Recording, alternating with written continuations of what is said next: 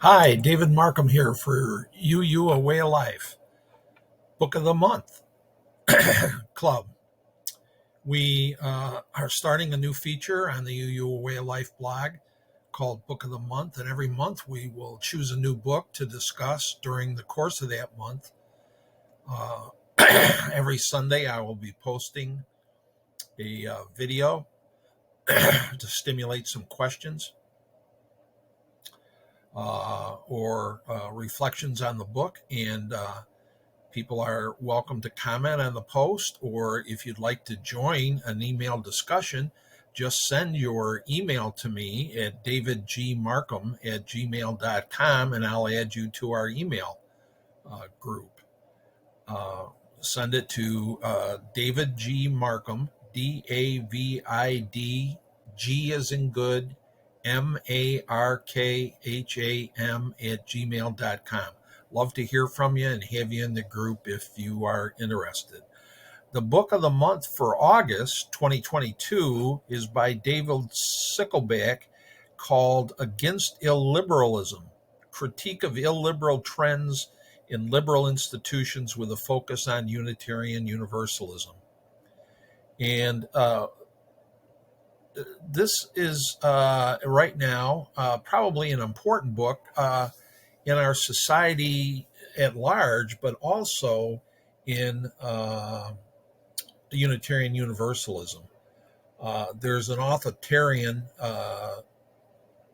movement in our country to shut down free speech, and it goes by the name of cancel culture.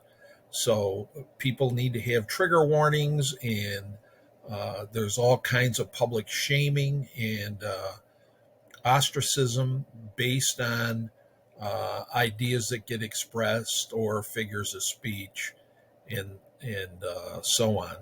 Uh, Sickleback points out that this has really taken over in Unitarian Universalism at the Unitarian Universalist Association.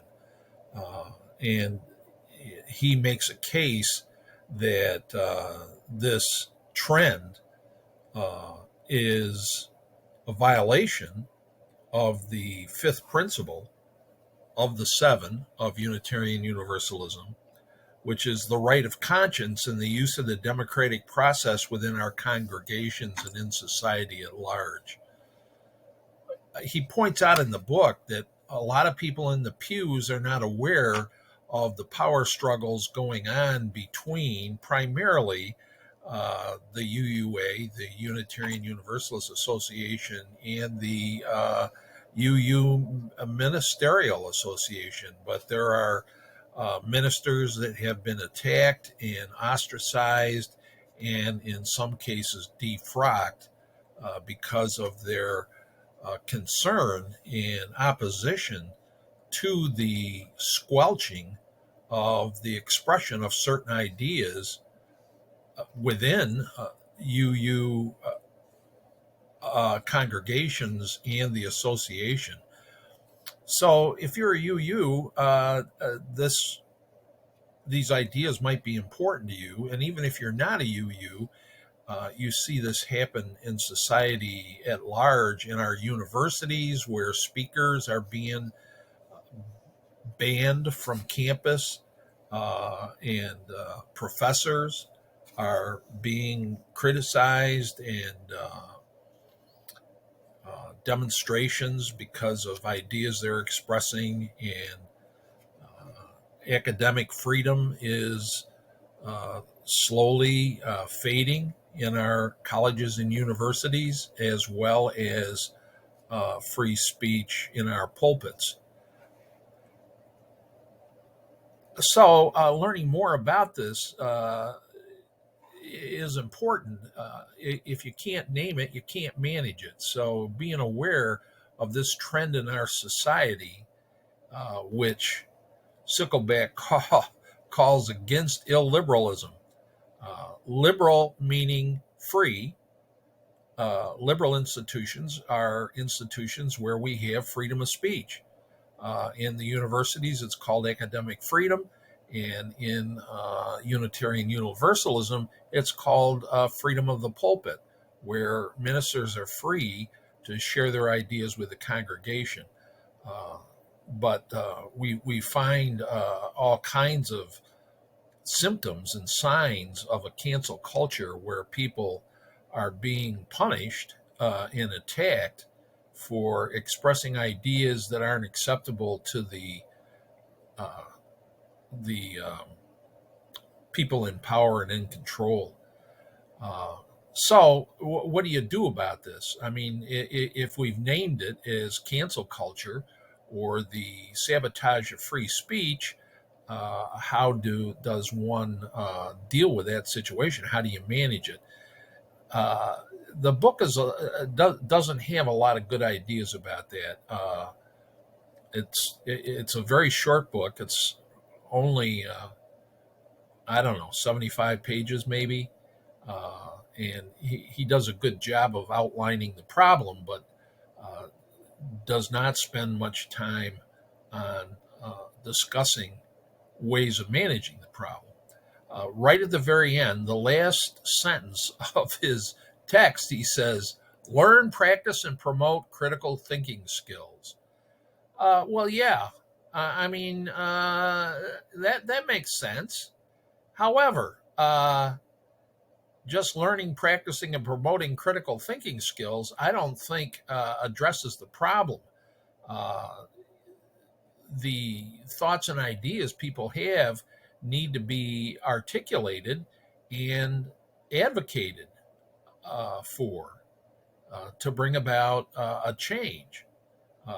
He Sickleback points out that increasingly people are walking away. So the denomination of Unitarian Universalism is already very small. It's about 200,000 in the United States, but there's evidence that membership has been dropping and congregations have been closing. So people are voting with their feet. They just are leaving their congregations, failing to provide the financial support for them. And if the congregations aren't supported, they don't pay their dues to the UUA. And so the whole denomination seems to be atrophying and diminishing and dissolving. So uh, it does not bode well, this effort on the part of the leadership of the UUA to stifle discussion and free thought. Uh, One of the things that's important about the book is it highlights the problems so that we're better able to clarify our values. What is it that Unitarian Universalists covenant together to affirm and promote? Well, we have 7 principles, and uh, the second principle is justice, equity, and compassion in our human relations. And part of what's going on here with the UUA is they've turned the organization into a social justice organization rather than a religious organization. And in their effort to promote what they think is socially just, they have become oppressive in shutting down other ideas and preferences. So it's kind of ironic that the UUA is becoming dogmatic, saying that their vision of the truth of social justice is the only one that they will abide. And if you don't agree with them, you will be exiled, you will be shunned, you will be punished in some way. So uh, the idea that we join together to affirm and promote the free and responsible search for truth and meaning, which is the fourth principle, is undermined and obstructed and forbidden in some circles. So um, Unitarian Universalism and our faith and our heritage has been compromised by the very association which is intended to promote it and sustain it and enhance it. Now, a view that's not brought up in the book, but one that has come to my mind in reading this book, is that one of the things that the UUA's policies and procedures has done is motivated people to rethink what the vision and mission of Unitarian Universalism is.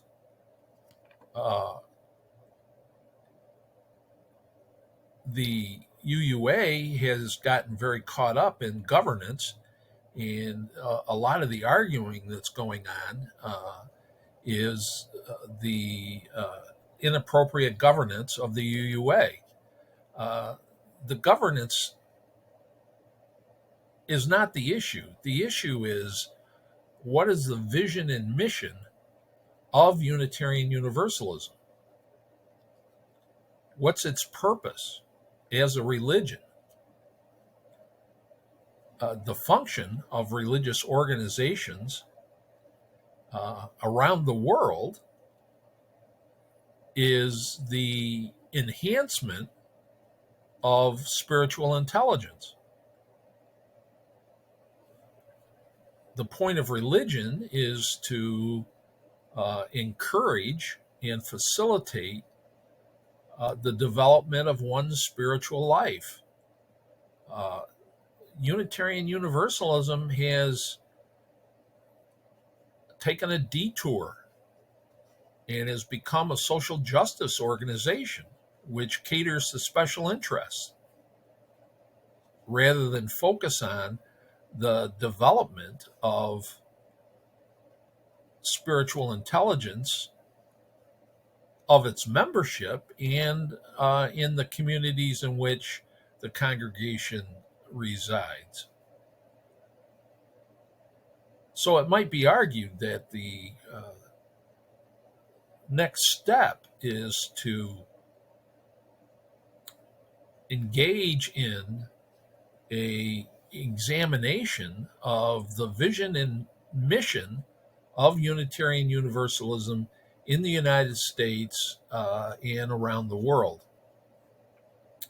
So I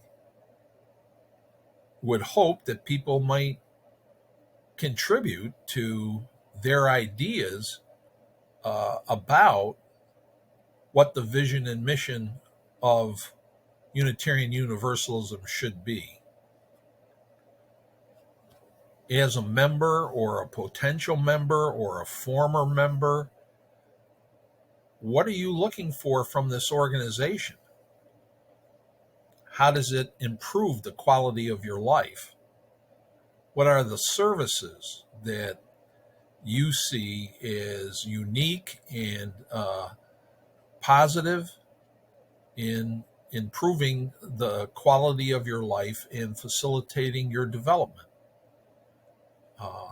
Having been a former Roman Catholic, there was a lot of attention on one's interior spiritual life. And sometimes I like to ask people, what's your interior spiritual life like? And what are the organizations, activities, and practices that you engage in that seem to enhance your spiritual life? And then once you have a sense of that, you can ask, to what extent does your involvement in Unitarian Universalism contribute to your spiritual growth, to the growth of your spiritual intelligence? For me, I think the two primary things are the 6 sources that supposedly the living tradition of Unitarian Universalism draws from, and the 7 principles. However, it's distressing that as I have gone to various UU churches and listened to the sermons, they rarely address uh, the seven principles or the six sources. A lot of the sermons seem to be psychobabble or other kinds of inspirational, uh, motivational speeches that you would get in a corporate setting from a motivational speaker. It's not tied to any kind of theological model or theological map. It's kind of scattered all over the place. And I think Unitarian Universalism could be a very vibrant, effective force for enhancing the spiritual intelligence of its members and the people in the communities in which Unitarian Universalist congregations reside. So I'd like to know what you think. What helps you? Well, let's change the question. To what extent has your involvement in Unitarian Universalism enhanced and facilitated your spiritual growth and development? All right, that's it for this week. There'll be further posts on the blog during the week. And if you'd like to join our discussion group and get on the email list, send me your email to davidgmarkham@gmail.com. Keep the faith as we move forward. Be well, stay well.